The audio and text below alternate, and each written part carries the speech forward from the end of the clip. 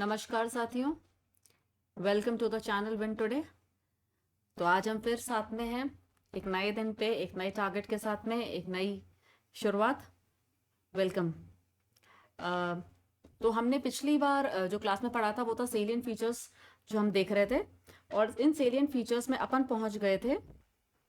अपन ने इसके बहुत सारे सेलियंट फीचर्स कॉन्स्टिट्यूशन के डिस्कस करे। तो आज उसी क्रम को आगे बढ़ाते हुए, एक मिनट में पेन ले लेती हूँ।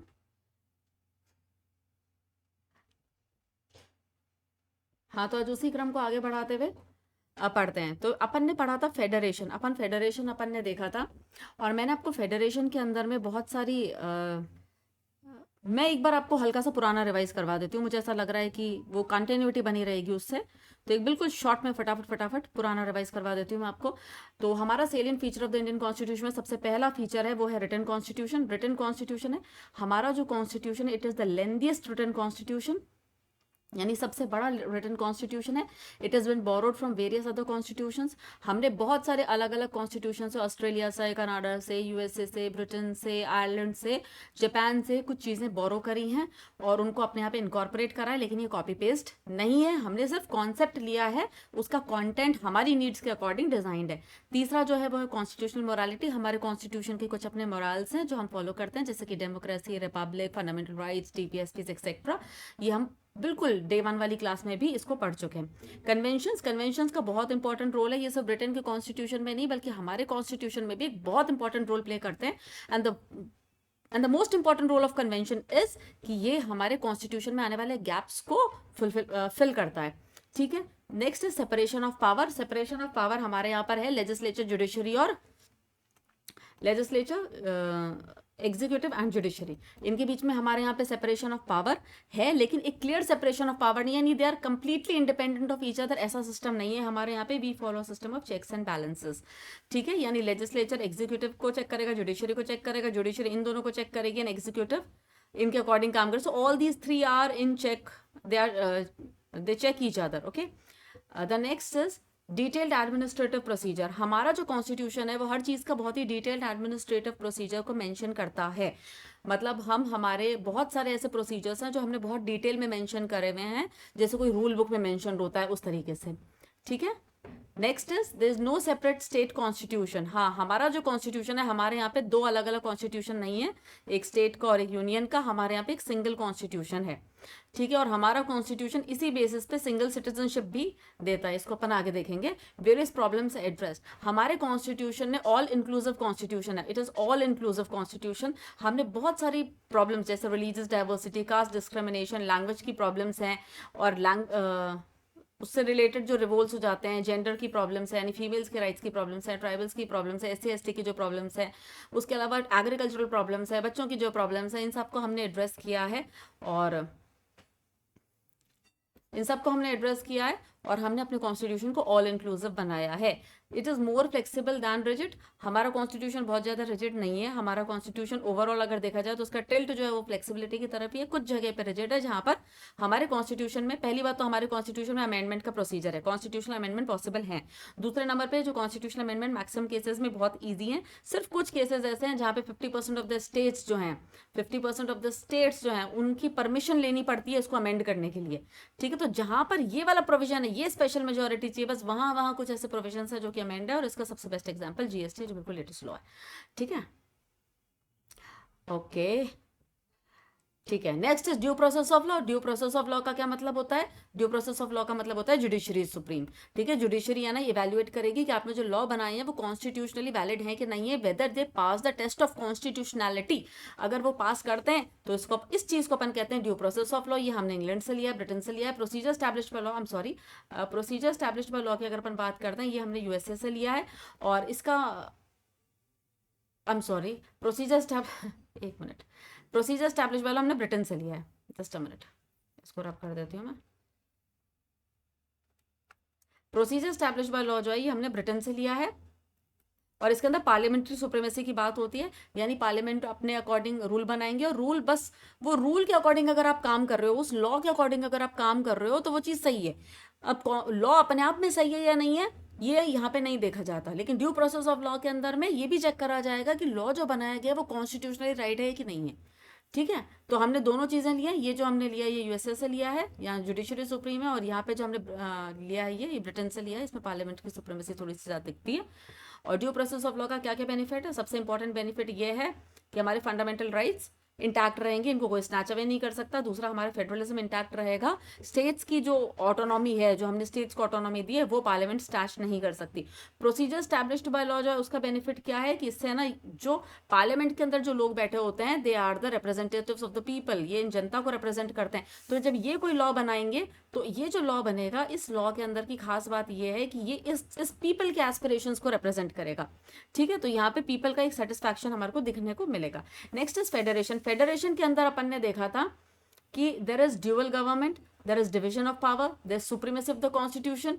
फिर हमने बात करी थी कि फेडरेशन का एक फीचर ये है कि there is independent judiciary, there is written constitution, there is supremacy of the constitution, then you have independent judiciary, यानी कि हमारी जुडिशरी एकदम इंडिपेंडेंट है, bicameral legislature, division of financial powers, flexible constitution.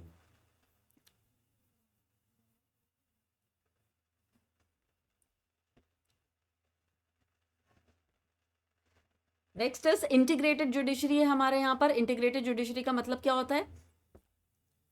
कोई state में अलग और centre में अलग, ऐसे हमारे यहाँ पे कोर्ट्स नहीं है, हमारे यहाँ सेंटर और स्टेट के सिंगल कोर्ट्स है। इलेक्टोरल मशीनरी की अगर अपन बात करते हैं तो इलेक्शन कमीशन ऑफ इंडिया जो है वो स्टेट और सेंटर दोनों में इलेक्शंस करवाता है। Account keeping and audit centre state दोनों के क्या करता है। इमरजेंसी की प्रोविजंस, ये हमारा क्वासी फेडरल फीचर है, और इसके अंदर हमारा जो है सेंटर थोड़ा सा पावरफुल हो जाता है इन एबनॉर्मल टाइम्स।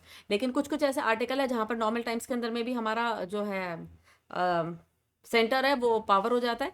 अब हम आगे का पढ़ेंगे, ठीक है, फेडरल फीचर्स में अपन आगे का फीचर पढ़ेंगे। अपन ने सब कुछ पढ़ लिया, वैसे सिटीजनशिप भी अपन ने देख ली है, ऑल इंडिया सर्विसेज भी अपन ने देख लिया। सिटीजनशिप हमारे यहाँ पे सिंगल है, ये क्वासी फेडरल फीचर है, इसके अंदर ऑल इंडिया सर्विसेज है, ये क्वासी फेडरल फीचर है। लेकिन सेंटर और स्टेट की अलग अलग सर्विसेज है, ये इसका फेडरल फीचर है। ठीक है, गवर्नर जो है ये क्वासी फेडरल फीचर है, इसमें यूनिटरी टेल दिखता है क्योंकि गवर्नर एक तरह से सेंटर का ही नुमाइंदा होता है, जो कि हल्का सा उसका टेल सेंटर के प्रति हमेशा रहता है। ठीक है, फिर अब अपन बात करते हैं directives issued by the centre to the state. हमने ये बात कर ली थी कि हमारा फेडरेशन जो है वो है स्ट्रॉन्ग सेंटर वाला है, और हम मतलब we follow federalism and we have a strong centre, अपन ने ये भी देखा था। अब अपन बात करते हैं डायरेक्टिव्स की। तो हमने कहा था कि हमारे यहाँ पे फेडरल फीचर है, लेकिन हमारा एक क्वासी फेडरल फीचर ये भी है, यानी सेंटर इज मोर पावरफुल वाला फीचर ये भी है कि number 1, the directives issued by the centre to the state, है ना। पहली चीज तो ये है कि ये जो डायरेक्टिव्स जो सेंटर स्टेट को इशू करता है, ये पार्लियामेंटली इन नेचर नहीं है, they are executive in nature. 1, please याद रखना कि डायरेक्टिव्स कोई लेजिस्लेटिव इंस्ट्रूमेंट नहीं है, ये एक एग्जीक्यूटिव डायरेक्शन है। ठीक है, अब आर्टिकल 244 हमारा कॉन्स्टिट्यूशन खुद कहता है कि सेंटर स्टेट को डायरेक्टिव्स इशू कर सकता है। The first directive is article 244 schedule 5। Article 244 और शेड्यूल 5 कहता है कि the directives which are issued to scheduled and tribal areas. इसी तरह से आर्टिकल 256 के अंदर directives are issued to implement parliamentary law. Law कोई बनाया गया है लेजिस्लेचर के अंदर में, उसको स्टेट इंप्लीमेंट नहीं कर रहा है, तो सेंटर डायरेक्टिव इशू कर सकता है कि आप इस लॉ को इंप्लीमेंट करवाइए। नेक्स्ट इज आर्टिकल 257, यहाँ पे directive for state official language by president. State की ऑफिशियल लैंग्वेज से रिलेटेड प्रेसिडेंट कोई भी डायरेक्टिव इशू कर सकते हैं टू डिक्लेयर हर language as a official language, कि आपके स्टेट की ऑफिशियल लैंग्वेज की इसको ऑफिशियल लैंग्वेज डिक्लेयर करो। इससे रिलेटेड आर्टिकल 257 में सेंटर वो कर सकता है। आर्टिकल 350 का ए, आर्टिकल 350 का जो ए है वो कहता है प्राइमरी एजुकेशन जो है वो मदर टंग में देने के लिए सेंटर स्टेट को डायरेक्टिव दे सकता है। आर्टिकल 365 जो है वो ये कहता है कि compulsion to follow the directives of state if state service. Article 356 that is state emergencies impose. हाँ देखिए, आर्टिकल 365 ये कहता है कि स्टेट को जो भी सेंटर डायरेक्टिव देगा वो फॉलो करने पड़ेंगे, कब? जब स्टेट इमरजेंसी इम्पोज है, यानी 356 इम्पोज है। आर्टिकल 269 जो वो ये कहता है the power of tax collection is more with the centre and that is greater financial power with the centre, and that is a greater financial power is with the centre. तो ये भी quasi federal feature है, यानी कि tax collection के जो powers हैं वो सेंटर को थोड़े से ज़्यादा दिए गए। तो I hope that is clear, आप इसको थोड़ा सा रट लीजिएगा, that is my request to you कि आप इसे थोड़ा सा रट लीजिएगा। हाँ जी, तो ये अपन ने पढ़ा डायरेक्टिव्स के बारे में, ठीक है। तो हमारे पास में ये सब डायरेक्टिव्स हैं जिनके बारे में अपन ने बात करा। Article 244, 256, 257, 358, 365 and 269। तो यहाँ पर ये क्वासी फेडरल फीचर्स हैं जहाँ पे सेंटर इज मोर पावरफुल, ठीक है। फिर हमने बात करी थी कि फेडरल फीचर्स में supremacy of the constitution, independent judiciary अपन ने देख लिया है, ड्यू प्रोसेस ऑफ लॉ अपन ने देख लिया, हमारा इंडिया का सेंटर स्ट्रांग क्यों है, अपन ने इसका रीजन भी देख लिया है कि हमारा सेंटर स्ट्रांग क्यों है। ये मैंने आपको कल भी बताया था कि हमारा सेंटर स्ट्रांग इसलिए ताकि हम एक यूनिफाइड रिस्पॉन्स दे सकें in times of emergency and calamity. आप ऐसा सोचिए, कोविड आया है और वॉर हुआ है, और इन टाइम्स में आपको नहीं लगता नेशन को पूरा यूनाइटेड होना चाहिए? स्टेट अपनी राग नहीं अलाप सकते कि है ना मुझे ये करना है, हम तो अपने हिसाब से चलेंगे, हम तो लॉकडाउन नहीं लगाएंगे कोविड में, ऐसा नहीं हो सकता ना। हम माइग्रेशंस को अलाउ करेंगे, डिसअलाउ करेंगे। ये एक सेंट्रल रिस्पॉन्स, एक यूनिफाइड रिस्पॉन्स की कई बार बहुत नीड पड़ती है, इसीलिए हमने एक यूनिटरी टिल्ट रखा है, हमने सेंटर को ज़्यादा स्ट्रांग रखा है। दूसरी बात ये भी है कि ये जो स्ट्रांग सेंटर है, इसके पीछे एक कारण जो है, ऑफकोर्स इसका फॉर्मेशन वाला कारण तो है ही है, लेकिन उसके अलावा एक कारण ये भी है कि हमारे कुछ स्टेट्स जो हैं वो रिच हैं, कुछ स्टेट्स जो हैं पुअर हैं। तो जो रिच स्टेट्स हैं वहाँ पे टैक्स कलेक्शन ज़्यादा होता है, लेकिन जो पुअर स्टेट्स हैं वहाँ पे टैक्स कलेक्शन बहुत कम होता है। तो रिच स्टेट्स जहाँ पे टैक्स कलेक्शन बहुत ज़्यादा है, वहाँ से टैक्स कलेक्शन करके और फिर वहाँ का पैसा एलोकेट किया जा सकता है पुअर स्टेट्स को, और वहाँ पे इंफ्रास्ट्रक्चर डेवलप किया जा सकता है, जॉब्स क्रिएट करी जा सकती हैं। तो इस तरह का काम कौन करेगा? स्टेट थोड़ा ही करेंगे आपस में, ये सेंटर का काम होता है, इसीलिए सेंटर को इन सब चीज़ों में पावरफुल बनाया गया है। ठीक है, तो हमने तीन चीज़ें पढ़ी। एक होता है यूनिटरी फॉर्म ऑफ गवर्नमेंट, जिसमें सेंटर अकेला होता है, स्टेट को कोई पावर होती ही नहीं है, जैसे कि ब्रिटेन में। एक होता है ऐसा फेडरेशन जहाँ पर बिल्कुल आइडियल फेडरेशन, जहाँ पे सेंटर और स्टेट जो होते हैं वो इक्वल पावर को शेयर करते हैं, लेकिन हमारा जो फेडरेशन है वो क्वासी फेडरल फीचर है। मतलब हमने सेंटर को पावर तो दिए हैं, हमने उसे फेडरल पावर माना है, हमने लेजिस्लेचर में उनको राज्यसभा भी दी है, लेकिन सबसे इंपॉर्टेंट बात क्या है कि इसके अंदर में भी हमने हमारे सेंटर को हमेशा स्ट्रांग रखा है। ठीक है, हमारा सेंटर स्ट्रांग क्यों है, ये इसके कारण है, ये अपन ने पिछली बार देख लिया था कि first is mode of formation. हमारा जो मोड ऑफ फॉर्मेशन है स्ट्रांग सेंटर, वो क्या ही है? Coming together federation, unequal representation of states and Rajya Sabha, है ना। राज्यसभा के अंदर में अनइक्वल रिप्रेजेंटेशन ऑफ स्टेट्स है। स्टेट्स तो ऐसा थोड़ी कि सबसे दो जने या पांच जने ही आ रहे हैं, अनइक्वल रिप्रेजेंटेशन ऑफ स्टेट्स है राज्यसभा के अंदर में। तो सेंटर ही इन सब चीज़ों को कोऑर्डिनेट करता है। रेजिडुअरी पास आर्टिकल 248 के अंदर में सेंटर के पास में। Separate constitution of the state हमारे यहाँ पर नहीं है। No power to states to amend the constitution, constitutional amendment bill मैंने आपको कल भी बताया था, यहाँ पे पास नहीं होता है। Boundaries of the state can be altered, change, named, और एक स्टेट से 2 बनाने हैं, 4 बनाने हैं, पूरा काम सेंटर करता है। स्टेट से एक ओपिनियन लिया जाता है, but that is not obligatory for the parliament to accept, कि अगर स्टेट मना कर रहा है कि मुझे 2 हिस्सों में मत तोड़ो तो आप नहीं तोड़ोगे, ऐसा नहीं है। It is entirely on the whims and the fancies of the parliament. Single citizenship है, स्टेट की कोई सिटीजनशिप नहीं है। पब्लिक सर्विसेज में हमारे पास में ऑल इंडिया सर्विसेज हैं जो हमारे को एक स्ट्रॉन्ग फीचर देती हैं। ठीक है, क्वासी फेडरलिज्म अपन ने देख लिया कि क्यों है हमारे यहाँ पे। नॉर्मल टाइम्स के अंदर में प्लीज़ ये 4 आर्टिकल याद कर लेना, बस 251 जो है ना इसको हटा दो, बाकी 249 से लेकर के 253 तक चारों आर्टिकल्स सेंटर का कंट्रोल एनहांस करते हैं during normal times. Next is parliamentary form of government. Executive is responsible to the legislature. The constitution provides for the parliamentary form at the state and the centre both. Parliamentary form of government, executive is responsible to the legislature. ये हमारे constitution का एक और important feature है कि हम लोग parliamentary form of government को अडॉप्ट करते हैं। प्रेसिडेंशियल फॉर्म ऑफ गवर्नमेंट हमारे यहाँ पर नहीं है। पार्लियामेंट्री फॉर्म ऑफ गवर्नमेंट जो है उसकी खास बात ये होती है कि आप जानते हैं कि हमारे यहाँ पे लेजिस्लेचर है, यानी लोकसभा है, ठीक है, लेजिस्लेचर मतलब सॉरी पार्लियामेंट है। तो आप देखिए कि ये लोकसभा है, ठीक है, इस लोकसभा के अंदर में से ही कुछ लोग निकलेंगे, लोकसभा राज्यसभा में से, और इस पार्लियामेंट में से लोकसभा राज्य में से कुछ लोग निकलेंगे, कुछ इधर से आएंगे, कुछ इधर से आएंगे, और ये जो लोग आएंगे ये मिलके बनाएंगे काउंसिल ऑफ मिनिस्टर्स। ठीक है, इन काउंसिल ऑफ मिनिस्टर में से एक जना होगा जो इनको लीड करेगा, हेड करेगा, और वो होगा पीएम, वो बंदा होगा पीएम। तो पीएम के नीचे होगा काउंसिल ऑफ मिनिस्टर्स, और काउंसिल ऑफ मिनिस्टर्स आते हैं इन दोनों जगहों से, इधर लोकसभा और राज्यसभा से। ठीक है, तो हमारा ये जो काउंसिल ऑफ मिनिस्टर है they are answerable to this Lok Sabha. Rajya Sabha के से आते जरूर है, लेकिन राज्यसभा में आंसरेबल नहीं है। ठीक है, तो council of ministers they are answerable to Lok Sabha. They are answerable Lok Sabha के लिए, क्यों? क्योंकि Rajya Sabha will of the people नहीं है, ये विल ऑफ द ये प्रोटेक्शन ऑफ स्टेट्स है, ये स्टेट्स का रिप्रेजेंटेशन है, ये हमारी जनता का रिप्रेजेंटेशन है, यहाँ जनता के नुमाइंदे जाते हैं, तो ये जनता के प्रति आंसरेबल है हमारा काउंसिल ऑफ मिनिस्टर्स। तो हमारे यहाँ पर हमारे यहाँ पर सबसे खास बात यह है कि the legislature and the executive, इनके बीच में एक क्लियर सेपरेशन नहीं है। ये जो एग्जीक्यूटिव बनाते हैं ये लेजिस्लेचर का भी पार्ट है और इनके लिए आंसरेबल भी है, दोनों ही बातें। ठीक है, तो ये होती है पार्लियामेंट्री फॉर्म ऑफ गवर्नमेंट। हमने पार्लियामेंट्री फॉर्म ऑफ गवर्नमेंट को क्यों अडॉप्ट किया? इसके पीछे एक कारण तो ये था कि हमारा जो पास्ट है, पास्ट लेगेसी है जो ब्रिटिश कॉलोनियल टाइम से है, हमारे लिए ये सिस्टम बहुत ज़्यादा फेमिलियर था और हम चाहते थे कि हम इसी सिस्टम को क्यों ना अडॉप्ट कर लें, क्योंकि हम इस सिस्टम को जानते हैं, हमारे यहाँ पे इतने साल से ब्रिटिशर्स ने ये सिस्टम चला रखा था। तो एक कारण तो ये है कि हमने इसको अडॉप्ट करा। दूसरा कारण ये है कि ये जो पार्लियामेंट्री फॉर्म ऑफ गवर्नमेंट है ये कंटिन्यूटी ऑफ पॉलिसीज देता है। देखिए मैंने लिख रखा है यहाँ पे, ये कंटिन्यूटी ऑफ पॉलिसीज नहीं देता है, sorry, parliamentary form of government continuity of policies नहीं देता है। पार्लियामेंट्री फॉर्म ऑफ गवर्नमेंट का जो सबसे इंपॉर्टेंट रोल है वो ये है कि executive is responsible to the legislature. ठीक है, अब अपन पढ़ते हैं आगे।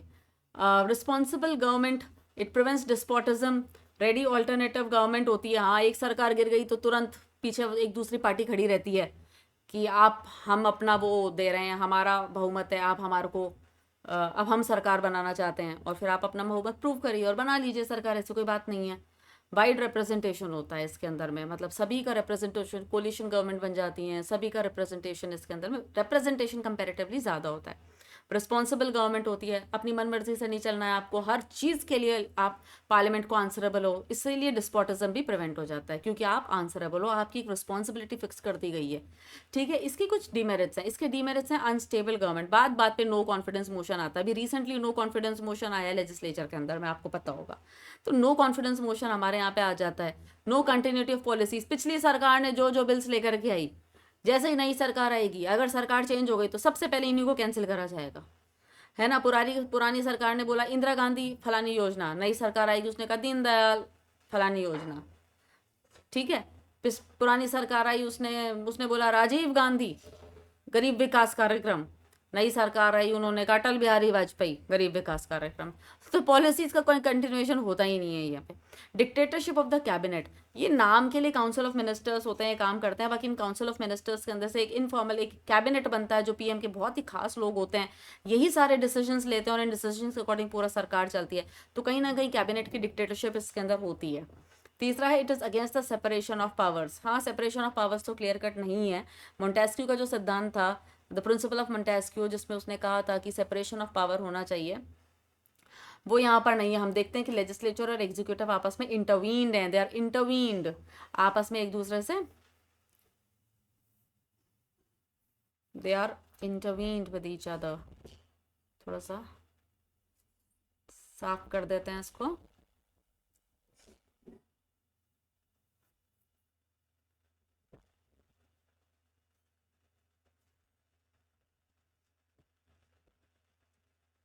तो ये सब बातें हैं जिसकी वजह से अपने यहाँ पे पार्लियामेंट्री फॉर्म ऑफ गवर्नमेंट है और नहीं है, दोनों ही बातें।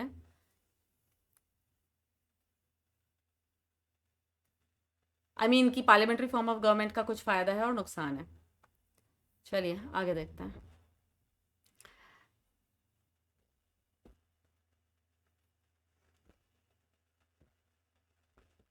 ये मैंने आपको पहले ही बता दिया, हमने पार्लियामेंट्री फॉर्म ऑफ सिस्टम क्यों अडॉप्ट करा। इसका सबसे जो प्राइम रीज़न है वो है familiarity with the system, British colonial legacy, preference to more responsibility.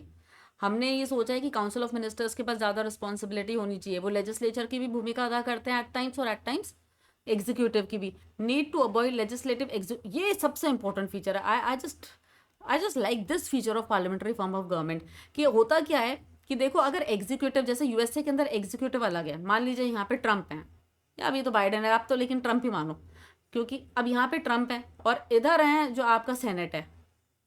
ठीक है, नहीं ट्रम्प मत मानो, बाइडेन मानते हैं अपन उसको, है ना। तो यहाँ पे बाइडेन है और यहाँ पे सेनेट है। अब ये कुछ भी करेंगे और अगर सेनेट के अंदर में दूसरी पार्टी का बहुमत है, two parties, Democratic and Republican, है ना, अब ये कुछ भी करेंगे तो यहाँ पे जो भी ये प्रस्ताव लेकर के आएंगे सेनेट उसको कैंसिल कर देगी। क्यों? क्योंकि सेनेट में तो second party which is in power. आप समझ रहे हैं इस बात को। तो एग्जीक्यूटिव और सेनेट हमेशा आपस में, अगर इन यहाँ पर वो पार्टी ऑपोजिट है, यहाँ पे ज़्यादा लोग ऑपोजिट पार्टी के हैं, तो ये हमेशा एक क्लैश का मुद्दा रहता है, हमेशा। ठीक है, तो हमारे यहाँ पे ऐसा नहीं है, क्योंकि हमारे यहाँ पे जो मेजॉरिटी पार्टी होती है जिसकी मेजोरिटी है, जैसे अगर बीजेपी की मेजोरिटी है तो जो सरकार बनाएंगे वो बीजेपी के ही लोग होंगे, ठीक है। तो यहाँ पर यही लेजिस्लेचर में बैठे हैं और यही एग्जीक्यूटिव में आ गए काउंसिल ऑफ मिनिस्टर्स बन करके, तो इनके बीच में हमेशा एक हार्मनी रहती है, इनके बीच में कोई कॉन्फ्लिक्ट नहीं होता है। नेचर ऑफ इंडियन सोसाइटी को चीज़ सूट करती है। एंड स्वर्ण सिंह कमेटी रिकमेंडेड कि हमारे यहाँ पे पार्लियामेंट्री सिस्टम ऑफ गवर्नमेंट होना चाहिए। आप इस बात को याद रखिएगा प्लीज़, कि अगर कोई पूछे, ये क्वेश्चन आ जाए कभी इन केस कि किस कमेटी की रिकमेंडेशन थी कि इंडिया के पास में पार्लियामेंट्री सिस्टम होना चाहिए, तो ये स्वर्ण सिंह कमेटी है जिन्होंने कहा था कि हमारे यहाँ पे पार्लियामेंट्री फॉर्म ऑफ गवर्नमेंट ही होना चाहिए। अब इसी के साथ में प्रेसिडेंशियल फॉर्म ऑफ गवर्नमेंट भी देख लेते हैं। प्रेसिडेंशियल फॉर्म ऑफ गवर्नमेंट में क्या होता है कि head of the state is also the head of the government. Head of the state कौन होता है? प्रेसिडेंट। और हेड ऑफ द गवर्नमेंट यहाँ पे कौन होता है? वो भी प्रेसिडेंट। पार्लियामेंट्री फॉर्म में क्या आता है? Head of the government is PM, और यहाँ पे तो हेड ऑफ द स्टेट हमारे इंडिया में इट इज प्रेसिडेंट, ठीक है। Executive is independent of the legislature. ये मैंने आपको भी बताया, एग्जीक्यूटिव लेजिस्लेचर में से निकल के नहीं आता, ये एकदम अलग लोग होते हैं, और वो जो सेनेट में लेजिस्लेचर में बैठे हैं एकदम अलग लोग होते हैं, इसमें से निकल करके यहाँ नहीं आते। लेकिन पार्लियामेंट्री फॉर्म ऑफ गवर्नमेंट के अंदर executive is responsible to the legislature, it is part of the legislature, ठीक है। In a presidential system, the head of the government is directly or indirectly chosen by a group of voters and it is not accountable to the legislature. ये जो head of the government होता है ना, directly या फिर indirectly, it is chosen by a group of voters. Group of voters ही उसे choose करते हैं, except in exceptional circumstances. ठीक है? It is based on the principle of separation of power between the executive and legislature. This is presidential form of government. आपको मोटा मोटी याद रखना हो और आपको कोई भी क्वेश्चन सॉल्व करना हो इससे रिलेटेड, तो आप यूएसए और इंडिया को याद करिएगा। यूएसए जो कि प्रेसिडेंशियल फॉर्म ऑफ गवर्नमेंट को फॉलो करता है, और इंडिया, ब्रिटेन, हम लोग पार्लियामेंट्री फॉर्म ऑफ गवर्नमेंट को फॉलो करते हैं, ठीक है। Secularism, secularism is also a beautiful feature of Indian constitution, और Indian version of secularism is very much different from the western version of secularism. West में क्या होता है? वेस्ट में ये होता है कि रिलीजन और स्टेट एकदम सेपरेट है। मुझे लगता है वेस्ट में हर चीज़ को एकदम अलग अलग रखने की वो एक मान्यता ही है। जैसे माँ बाप भी रहेंगे तो भैया थोड़ा बच्चा बड़ा हो गया तो बच्चा अलग है, हम अलग है, तो इनके यहाँ पे एक वो ट्रेडिशन ही है वेस्ट के अंदर में कि जो अलग होना है तो मतलब पूरा अलग अलग रहो तुम। इनके यहाँ इंटरमिंगलिंग होती ही नहीं है। तो यहाँ पर देखो सेक्युलरिज्म में इनके यहाँ पे रिलीजन और स्टेट एकदम अलग अलग है, मतलब स्टेट रिलीजन के मैटर में इंटरफेयर करेगा ही नहीं, उसको कोई लेना देना ही नहीं है रिलीजन से, ठीक है। तुम जानो और तुम्हारा रिलीजन जाने। आई बात समझ में? तो ये घरों में भी ऐसा ही करते हैं और ये बाहर भी ऐसा ही करते हैं। इनके एग्जीक्यूटिव और लेजिस्लेचर एकदम सेपरेट हैं। आप समझ रहे हैं? वेस्ट में, मतलब मैं यहाँ पे सिर्फ यूएसए की बात कर रही हूँ, बाकी वेस्ट में तो आपका ब्रिटेन भी आ जाता है। अब अपन बात करते हैं फंडामेंटल राइट्स की। हमारे यहाँ पर इंडिया के अंदर, हाँ, इंडिया के अंदर इस तरह का कॉन्सेप्ट नहीं है। इंडिया के अंदर क्या है? इंडिया के अंदर में हम एक पॉजिटिव डिस्क्रिमिनेशन फॉलो करते हैं, यानी कि हम सबको सपोर्ट करते हैं। लेकिन ये जो प्रोविजन है ना सेक्युलरिज्म का, इसको अपन यहाँ डिटेल में नहीं पढ़ेंगे। हम सेक्युलर हैं, हम सब रिलीजन को बराबर मानते हैं, आप बस इतना मान के चलिए। अभी इसको अपन डिटेल में पढ़ेंगे प्रियम्बल में, क्योंकि ये प्रियम्बल के अंदर there is a word secularism, तब बहुत डिटेल में इसको देखेंगे। Next is fundamental rights. इसके ऊपर तो पूरा चैप्टर आने वाला है आगे, और वो कई दिन चलेगा।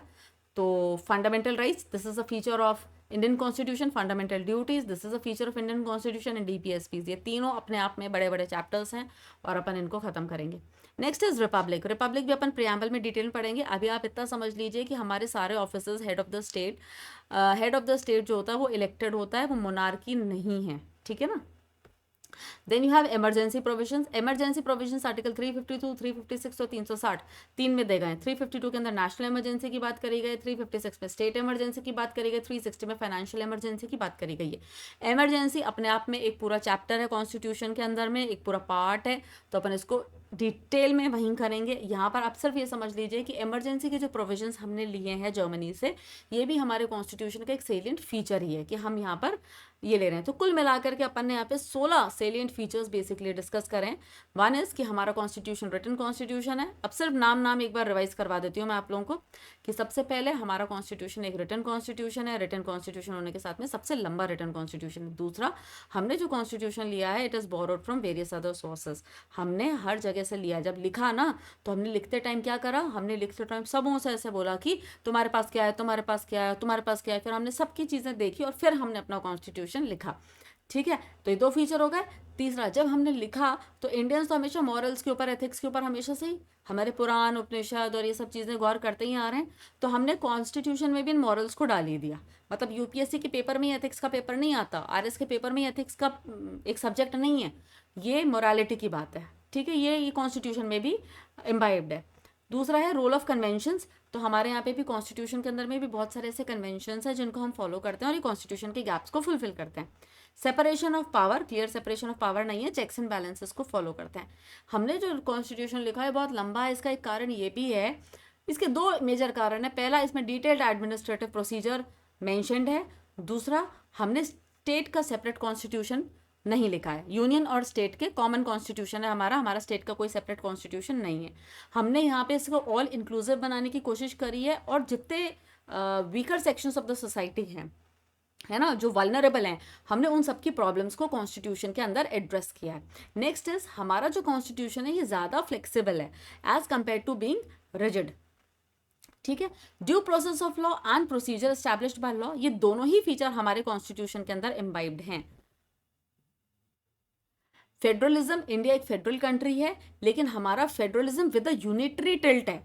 Federalism with a unitary tilt, तो फेडरल फीचर्स हैं हमारे, हमने स्टेट को इंपॉर्टेंस दी है, हमने हमारे कॉन्स्टिट्यूशन को रिजिड रखा है, इंडिपेंडेंट जुडिशरी भी बनाई है, लेकिन कुछ कुछ जगह पे हमारा जो टिल्ट है वो सेंटर के प्रति है, सेंटर के पास ज़्यादा पावर्स हैं। और ये इसके पूरे फेडरेशन के फीचर्स हैं जो अपन ने डिटेल में देख लिए थे। उसके बाद में हमने सेंटर को कुछ डायरेक्टिव्स इशू करने की पावर भी दी है, और ये जो डायरेक्टिव्स होते हैं ये एग्जीक्यूटिव डायरेक्शंस होते हैं। ठीक है, हमारे यहाँ पर फेडरेशन जो बना है दो तरीके से बनता है, holding together and coming together. हमारा जो फेडरेशन है वो होल्डिंग टुगेदर फेडरेशन है, कमिंग टुगेदर फेडरेशन नहीं है। कॉन्फेडरेशन एकदम ही डिफरेंट चीज़ होती है फेडरेशन से। उसके अंदर क्या होता है कि स्टेट्स को अलग होने का पूरा अधिकार होता है। स्टेट्स टाइटली हेल्ड नहीं होते, लूजली हेल्ड होते हैं, जैसे कि यूएसएसआर होता है। ठीक है, हमने बात कर ली है स्ट्रॉन्ग सेंटर की। इस फीचर को, यानी सेंटर के स्ट्रॉन्ग होने को, federation with a strong centre, इसको अपन कहते हैं क्वासी फेडरलिज्म। ठीक है, हमारे यहाँ पे अगला जो है कि हम सेलियन फीचर है वो है पार्लियामेंट्री फॉर्म ऑफ गवर्नमेंट। हमने अडॉप्ट किया, प्रेसिडेंशियल फॉर्म को अडॉप्ट नहीं करा है, और उसके पीछे मेजर कारण ये है कि हमारे ब्रिटिश लेगेसी कंटिन्यू हो रही है और उससे लेजिस्लेचर एग्जीक्यूटिव के बीच में कॉन्फ्लिक्ट भी नहीं रहता है। प्रेसिडेंशियल फॉर्म ऑफ गवर्नमेंट वो होती है जिसमें head of the state, head of the government एक होते हैं, और इन लोगों के यहाँ पे हमेशा एग्जीक्यूटिव और लेजिस्लेचर के बीच में एक कॉन्फ्लिक्ट चलता रहता है। ठीक है, अगला फीचर है हमारा कॉन्स्टिट्यूशन सेक्युलर कॉन्स्टिट्यूशन है, ये किसी भी रिलीजन को फेवर नहीं करता और हमारा कोई स्टेट रिलीजन नहीं है। हम फंडामेंटल राइट्स देते हैं, यानी इंडिविजुअल की लिबर्टी और उसकी ग्रोथ को हम प्रमोट करना चाहते हैं। और फंडामेंटल ड्यूटीज़ भी हमने बाद में लेटर अमेंडमेंट से इसके अंदर डाली हैं। और हमारे यहाँ पे directive principles of state policy भी हैं, which are directives to the state की स्टेट को कैसे फंक्शन करना है। Next is Republic. रिपब्लिक का मतलब होता है हेड ऑफ द स्टेट होगा वो इलेक्टेड होगा, यानी कि हमारे यहाँ के सारे officers including the head of the state is open for everybody. ठीक है ना, वो किसी राजा के बेटे के लिए रिजर्व्ड नहीं है, it is open for everybody. Emergency की प्रोविजंस है। इमरजेंसी क्या कहती है? इमरजेंसी की प्रोविजंस तीन तरह की इमरजेंसी होती है, नेशनल इमरजेंसी, स्टेट इमरजेंसी और फाइनेंशियल इमरजेंसी। इनको डिटेल में इमरजेंसी वाले चैप्टर में डिस्कस करेंगे। ठीक है, अगला है मेंस का क्वेश्चन, ये प्रैक्टिस क्वेश्चन है, मैंने आपके लिए डाला है। The Supreme Court of India keeps a check on arbitrary power of the parliament. ये चेक्स एंड बैलेंसेस के ऊपर क्वेश्चन है। In amending the constitution discuss critically कि what role does the Supreme Court plays to check the arbitrary power of the parliament. तो आप समझ पा रहे होंगे कि आपको यहाँ पे क्या लिखना है। आपको यहाँ पे आपको यहाँ पे लिखना है अबाउट